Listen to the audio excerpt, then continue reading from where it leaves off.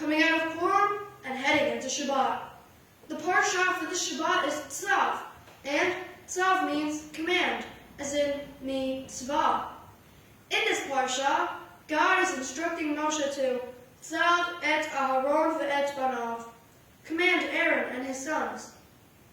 The preceding 5 chapters were primarily instructions for Bnai Israel, but the next couple of chapters here provide instructions for the Kohanim.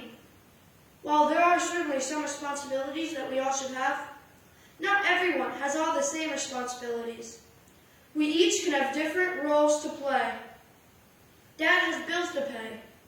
I don't, yet. Dad washes the laundry, and I fold the laundry. I have schoolwork to do, and Dad has his work to do.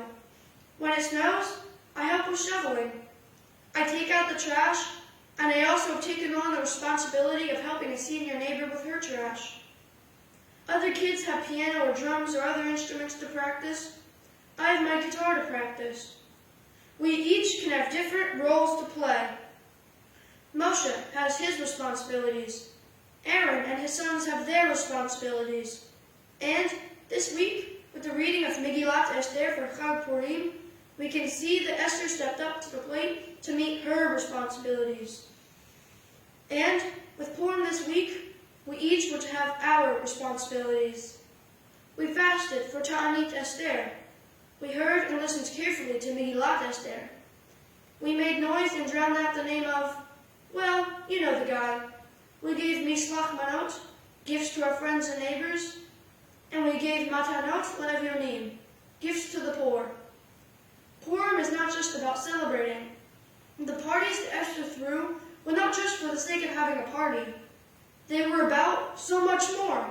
And our partying on Purim should also be about so much more. There is always much for us to learn. Purim can and should also serve to remind us that we can and should help others. Life is filled with responsibilities, and we should take seriously the responsibilities that are ours. The word Purim means lots, as in lottery lots. And, well, life can very much be a lottery. There is so much that we cannot control. Some things are but the luck of the draw. We don't know what we're going to scratch off. Life is filled with uncertainty. But perhaps it's a big part of the point here. While there is so much that we cannot control, should we not at least be sure to focus on and control the things that we can control? I have been realizing a lot, and especially a lot lately, learning a lot lately, that there are those things that I just can't control. But there are things that I really can control, if I choose to. And, well, I'm working on that. It's not easy, but I'm trying. I'm trying to not worry so much about what I can't control, and I'm trying to better control what I can. When I worry about the things I can't control, it gets in the way of the things I can. I'm trying to better control what I can, and I'm trying to focus responsibly on the things I can and should do. I'm learning from this Torah reading of Tzav that there is a lot to learn and a lot to do. And I'm working on learning more and more of what's commanded, Tzav. And I have been learning from Purim and Megillat Esther. Esther so rightly seized control of what she could. She responsibly stepped up to the plate and risked her life to save her people, our people. She saved us. Esther so rightly seized control of what she could. Moshe seized control of what he could. Aaron seized control of what he could.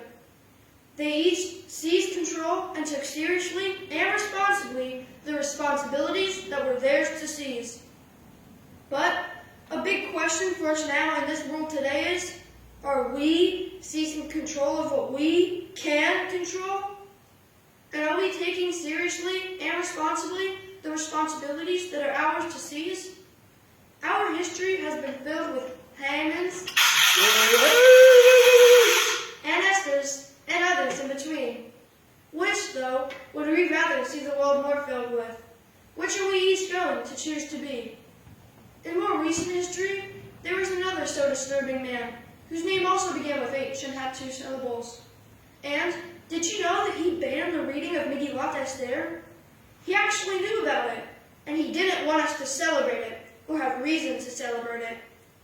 In 1944, on January 30th, the New York Times reported on a speech of his where he warned that if the Nazis did not succeed, then the Jews could celebrate another pogrom, and he certainly did not want that to be.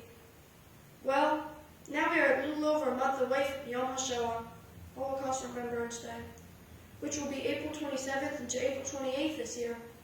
And we really should be thinking about how our history has been filled with two-syllable H names, and Esthers, and others in between. Which, though, would we rather see the world more filled with? And which are we each going to choose to be? Definitely worth thinking about as we head out of Purim and head into the Shabbat and reading of Tzav. And with that, I'll wish you Shabbat Shalom.